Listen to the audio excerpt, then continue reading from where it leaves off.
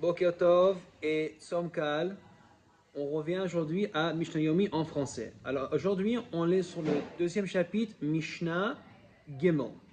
Maintenant, on va discuter quelques façons de faire le chemin et comment on peut faire pour être Yotzei de Chova. Si quelqu'un il fait le chemin, il dit le chemin sans qu'il soit assez fort pour qu'il puisse entendre avec ses propres oreilles, Yatsa, il a quand même rempli son obligation. Rabbi Yossi Omer, mais Rabbi Yossi dit, lo yatsa, il n'a pas rempli son obligation, parce que selon Rabbi Yossi, il faut que tu écoutes qu'est-ce que tu es en train de dire. C'est quand le passage il dit Shema Israël, ça veut dire écoute, qu'est-ce que tu as à dire.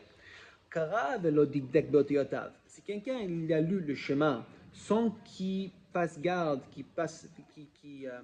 fasse garde à articuler chaque lettre, Rabbi Yossi Omer Yatsa. Rabbi Yossi, dans ce cas-là, il dit que tu as quand même rempli ton obligation.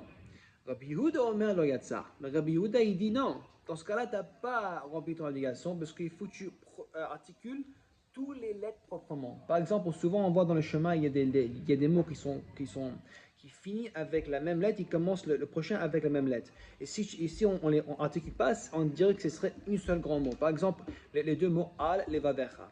Mais si tu les prononces sans articuler, c'est vrai, alevavecha, ça va être un seul mot.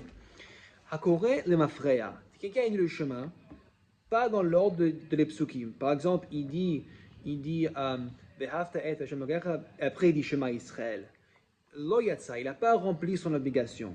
Parce que les versets, il faut qu'ils soient dits de la même façon qu'ils sont écrits dans la Torah. Comme la Torah, il y a une façon de comment ça écrit la parasha de Shema. Shema après Vahafta. Pareil, il faut qu'on dise pareil quand on dit le chemin.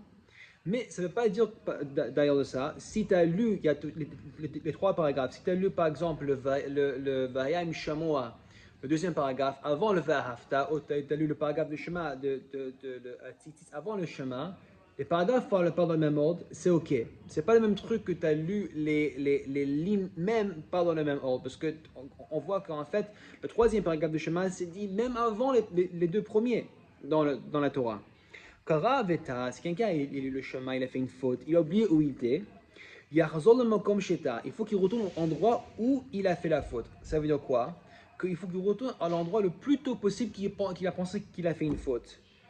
Et penserait qu'il n'a pas dit, il faut qu'il recommence de là-bas. Par exemple, s'il n'a pas sûr s'il a dit une faute au milieu de la paragraphe ou pas, il recommence de le début. Oh, un peu plus avant.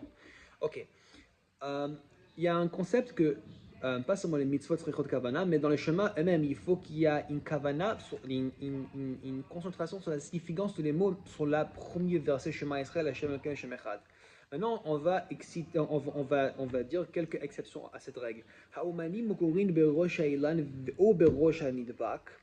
Tu as un cas des ouvriers qui sont, leur travail c'est de cueillir des fruits au-dessus d'un arbre, ou ils sont en train de construire un mur à base de pierre.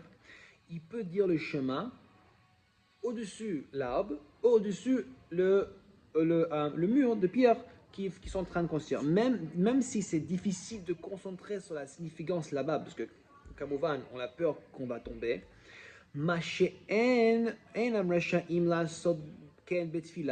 C'est pas un truc que tu serais permissible de le faire pendant que tu fais la tfila, le shmona esrei l'amida. C'est quoi la différence? Parce que quand on dit chemin, tu as seulement besoin d'avoir une kavana, une intention, une significance, une concentration sur la significance des mots seulement sur le premier verset, le Shema Israël, Hashem Elokeinu Hashem Echad. Ma'ashe'en ken, au contraire, le Shemona Esrei, c'est une mitzvah d'avoir la concentration, de concentrer sur la signification sur les mots de le début jusqu'au fin.